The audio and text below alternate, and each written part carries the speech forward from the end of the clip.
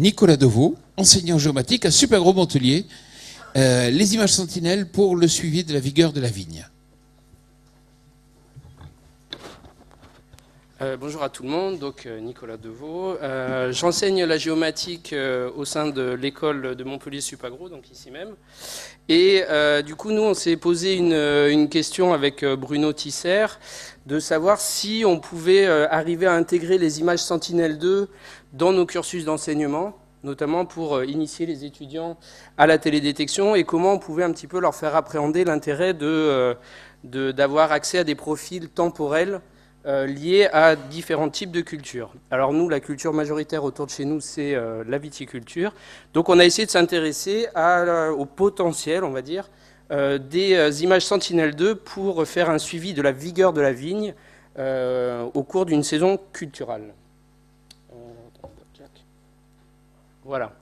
Donc un petit point déjà sur le suivi de la vigne en télédétection. Donc Nina en a parlé ce matin via l'observatoire et ses restitutions. Donc l'agriculture de précision est une activité en développement en viticulture qui a tendance, comme elle l'a dit, qui va certainement prendre de l'ampleur dans les années à venir, mais qui pour l'instant est un petit peu du sur-mesure pour les personnes qui en ont les moyens, qui ont des besoins très spécifiques. Donc là, c'est des solutions qui sont encore un petit peu en émergence.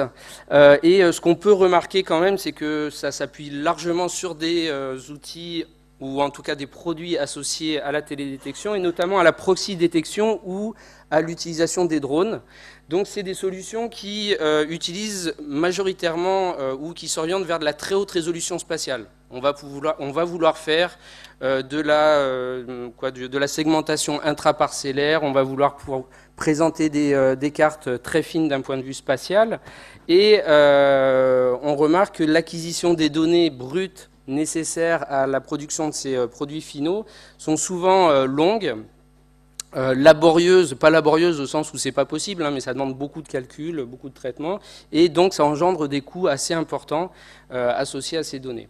Et que du fait de ces coûts, il est difficile de produire des séries temporelles, c'est-à-dire qu'on ne va pas retourner sur des phases d'acquisition très répétées à l'échelle d'une année culturelle.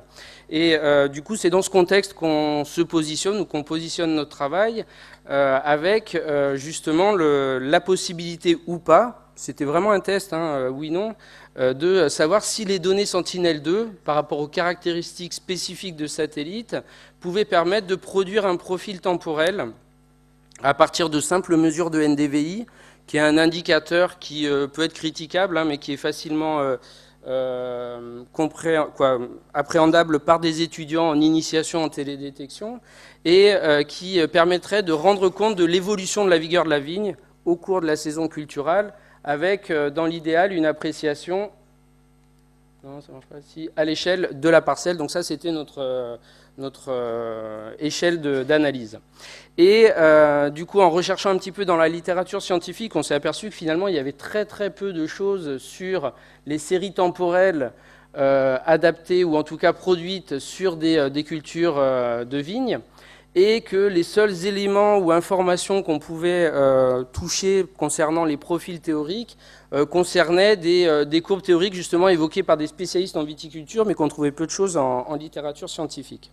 Donc en parlant de courbes théoriques, voilà ce qu'on est censé attendre du développement de la vigne au cours d'une saison culturelle. Voilà sur une variation en fait de la valeur de l'indice NDVI.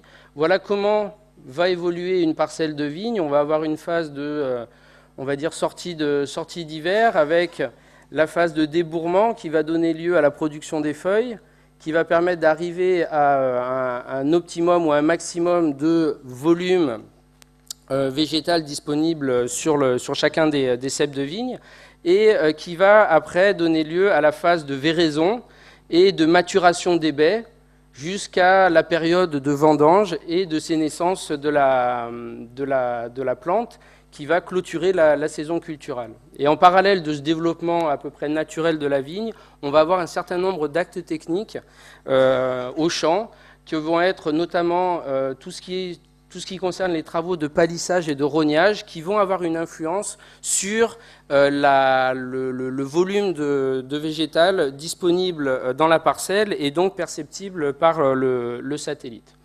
Donc, ce qui va nous intéresser, c'est de voir si on peut arriver à reconstituer ce type de courbe avec des données sentinelles et si on peut aussi voir apparaître un certain nombre d'actes techniques sur ces profils et si les étudiants peuvent à partir de ces profils, arriver à identifier des points d'intérêt à travers ces courbes.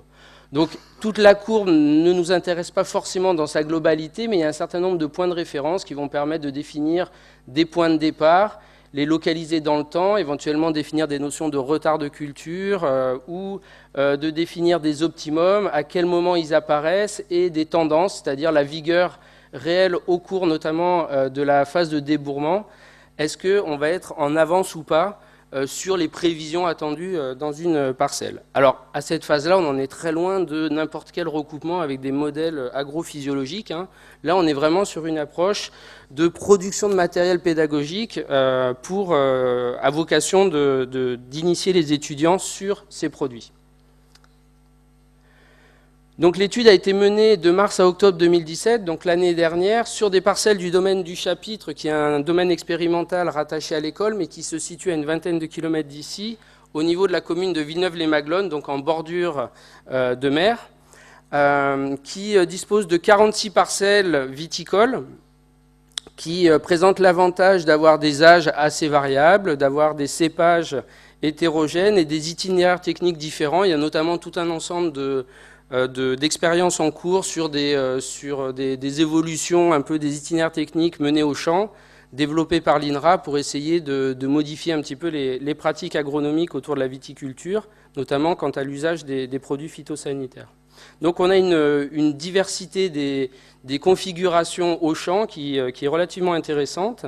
Et en plus, on a depuis un grand nombre d'années on va dire l'archivage de l'ensemble des interventions au champ faites par le domaine, alors depuis quelques années, dans l'application Agreo de SMAG, qui va nous permettre, nous, de recouper un petit peu ou de superposer dans le temps les actes techniques au champ avec ce qui va ressortir du profil et voir un petit peu si ça a des incidences et si la sensibilité du capteur va permettre de voir un petit peu de voir ces actes techniques sur les profils temporels.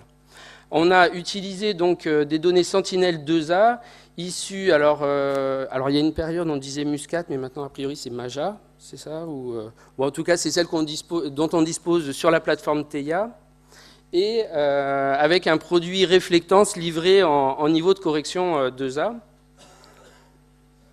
Donc voilà le site d'étude. Vous avez la commune de Villeneuve-les-Maglones et puis un ensemble de parcellaires un petit peu situés aux alentours de la ville. Et ici en rouge apparaissent les parcelles sur lesquelles je reviendrai un petit peu en fin de l'exposé. Donc voilà juste un petit zoom aussi pour vous montrer un peu l'hétérogénéité des formes des parcelles, de leur taille, de leur agencement. Donc, si on revient sur une première information, c'est quelles sont les images disponibles à l'échelle d'une année culturale. Alors, faites bien attention, c'est sur l'année dernière que s'est menée cette première analyse. Et donc, on n'avait qu'un seul satellite qui était opérationnel, le satellite Sentinel-2B, n'étant opérationnel et ne délivrant des images que vraiment en fin d'année culturelle. Donc, sur cette chronologie, on voit qu'on a un certain nombre d'images qui ont été acquises pour constituer les spectres, un certain nombre qui ont été absentes de la phase d'acquisition. Donc là, c'était les phases d'ajustement de la première année d'exploitation du satellite. On a eu certains couacs dans la chaîne de production. Et puis, il y a aussi des images qui subissent un couvert nuageux qui peuvent poser problème. Mais au final, on s'est retrouvé avec 14 images exploitables. Alors 14 images, au regard du nombre d'images dont on a parlé depuis ce matin, là ça paraît peu. Mais pour une année culturale, et ce qu'on avait pu trouver dans la littérature ou dans les ouvrages spécialisés en viticulture, ça donnait déjà une information d'un point de vue temporel beaucoup plus dense que ce qu'on a l'habitude d'avoir. Et on a une acquisition en moyenne de 16 jours moyenne de 16 jours entre... non, ça ne veut rien dire ce que je dis, mais on a 16 jours en moyenne entre deux acquisitions. Donc, si on remarque ici, on a quelques phases où on a vraiment eu des trous, notamment liés soit à des données manquantes, soit à des présences de couverture nuageuse. Mais le premier profil qu'on a pu produire s'apparente assez bien à la courbe théorique que je vous ai montrée au début. Et donc on arrivait à quelque chose qui était assez proche de ce qu'on attendait, en tout cas en termes de production de profils temporels. D'un point de vue, alors tout à l'heure, je ne sais plus qui c'est qui a dit que Sentinel-2, c'était la Rolls en termes de sensibilité radiométrique. C'est vrai qu'il faut le rappeler, hein, c'est un satellite qui produit de très belles images et qui va permettre, même d'un point de vue visuel, d'identifier un petit peu l'évolution. Alors sur un écran d'ordinateur, ça donne mieux que sur un vidéoprojecteur, hein, mais qui va permettre tout au long de la période ou de l'année culturale d'étudier la variation de la réflectance mesurée au champ. Vous voyez sur ce petit zoom issu d'une photographie aérienne que sur les parcelles qu'on a, on en a certaines qui présentent un enherbement fort en sortie d'hiver. Et vous voyez que cet enherbement va ressortir sur les valeurs de NDVI produits en début de saison culturelle. Merci la régie, super. Et ça va permettre aussi de constater qu'au fil du développement de la vigne, eh ben, certaines hétérogénéités qu'on avait au départ vont être lissées et homogénéisées, hein, puisque c'est souvent aussi l'objectif du viticulteur, c'est d'homogénéiser sa production à l'échelle de la parcelle pour avoir une facilité de la radiométrie du capteur. Hein. Des fois, la meilleure résolution spatiale ou temporelle ne permet pas de compenser des défauts associés au capteur radiométrique. Ici, pour vous montrer aussi cette bonne sensibilité, on a eu la chance sur le domaine du chapitre qui abrite aussi un beau projet qui est le MAS numérique, qui est porté par Supagro, d'avoir une acquisition faite par la société Terranis, et donc qui va produire le produit ENOView. Et on a eu une acquisition l'année dernière de certaines informations donc produites à partir de spots, d'images spot 6 et 7, donc à une résolution de plutôt 1,50 m. Et vous voyez qu'à quelques jours d'intervalle, la donnée produite par les données Sentinel-2A, alors on n'est clairement pas du tout dans la même résolution spatiale, hein, mais on voit que les mêmes éléments d'hétérogénéité interne aux parcelles vont ressortir. Alors là, on a une petite faiblesse sur les images Sentinel, mais par contre, on voit qu'on a des sous-zonages internes, notamment cette zone où il y a un nombre de manquants assez important qui va ressortir sur les deux produits, malgré la différence de résolution. Hein, on est sur un facteur 3-4 en termes de résolution spatiale entre les deux produits, et on a quand même quelque chose qui est plutôt de très bonne qualité et qui va permettre, alors sans prétendre pouvoir le faire de façon automatique, mais qui va permettre de distinguer des sous-zonages intraparcellaires. Si maintenant on se focalise sur les 4 parcelles que je vous ai montrées au début, qui apparaissaient en rouge sur la carte, on a choisi ces 4 parcelles pour leur spécificité propre. Donc on a une parcelle type, c'est celle que je vous ai montrée sur le premier profil temporel, qui est une parcelle classique avec une densité classique, etc. Et sur laquelle, quoi qu'on a associé sur ce graphique, à une vieille parcelle de vigne qui compte à peu près 20% de manquants, qu'on a associé aussi à une parcelle de plutôt, qui est une bonne parcelle, celle que je vous montrais tout à l'heure, mais qui présente pour le coup une couverture, un enherbement assez marqué en sortie d'hiver. Et la dernière parcelle, c'est juste un plantier, donc c'est une parcelle de vigne en devenir qui a moins de 3 ans depuis sa plantation. Et l'intérêt ici de ce graphique-là, c'est de montrer un petit peu la capacité de différenciation de ces 4 configurations viticoles au travers de leur profil temporel. On voit bien qu'à certaines dates, les données peuvent se confondre, mais si on prend l'ensemble du profil, on arrive bien à identifier les grandes tendances comportementales de ces 4 types de vignes. Donc par rapport encore une fois à une appréciation pédagogique de ce qu'on peut imaginer de ce qui se passe dans le champ ou dans une vigne, on peut imaginer une phase intéressante d'interprétation des spectres pour savoir pourquoi on a ces différences, comment on peut expliquer des différences de positionnement et dans le temps et en termes d'intensité notamment de cette notion de vigueur de la vigne. Alors vous pouvez remarquer que l'enherbement, qui est quand même une grosse problématique hein, dans le département de l'Hérault, l'utilisation des produits phytosanitaires et des produits de désherbage chimique pose de graves problèmes, notamment sur la qualité de l'eau. Vous pouvez voir que l'enherbement est fortement discriminé là, par ses profils temporels en sortie d'hiver. les 2 parcelles qui présentent un enherbement marqué ont une valeur de NDVI en sortie d'hiver qui est tout à fait qui est beaucoup plus élevée que ce qu'on va avoir dans les parcelles avec un traitement du sol plus classique. L'intérêt, je vous l'ai dit au départ, c'était de pouvoir superposer aussi les itinéraires techniques menés par les responsables du domaine sur ces parcelles. Et vous pouvez voir que aussi bien l'action que sont les désherbages chimiques ou les actions de décimage ou de raccrochage du 2e fil, ça va consister à rapprocher les sarments de la ligne directrice du palissage pour permettre un développement et une maturation des baies. Vous voyez qu'à chaque fois qu'on a une intervention, c'est-à-dire soit un désherbage chimique, on va avoir une inflexion des valeurs du NDVI, plus ou moins marquées suivant l'intensité de l'enherbement en sortie d'hiver. Et puis à chaque fois qu'on a eu de l'essimage ou du raccrochage de fil, on a eu un impact assez marqué sur la forme de ces profils. Donc on voit que là, on est quand même dans une sensibilité, encore une fois, du capteur qui paraît largement suffisante pour pouvoir identifier ces actes techniques. Alors d'un point de vue pratique, l'idée c'est pas de dire à l'agriculteur que la veille il est passé dans son champ pour faire de l'essimage, on est d'accord.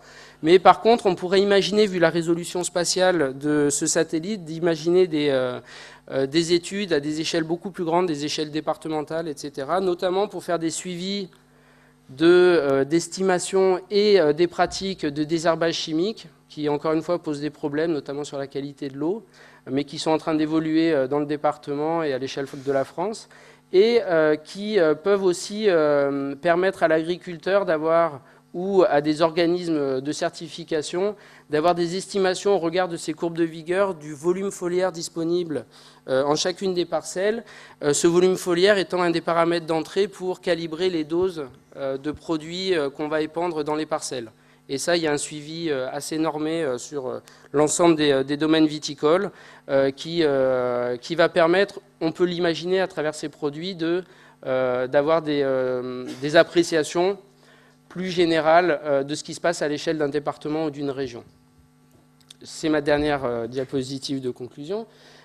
Du coup, en termes de conclusion et perspective, donc, pour ce premier travail, déjà, on a validé le fait qu'on est en capacité de mettre à disposition ces images aux étudiants pour arriver à produire ces profils et puis commencer à les habituer à intégrer cette dimension temporelle dans leur appréciation de l'évolution d'un profil agronomique. Ça fait écho à plein de choses qu'ils voient aussi par ailleurs dans l'école.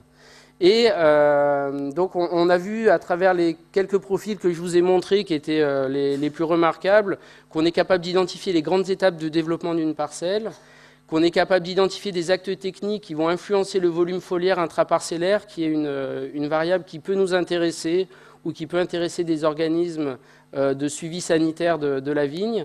Et on est capable aussi de faire des différenciations dans des grands types de parcelles de vigne, ce qui peut aussi nous amener à lancer des procédures de classification avec un masque uniquement du parcellaire viticole, qui est généralement une information dont on dispose.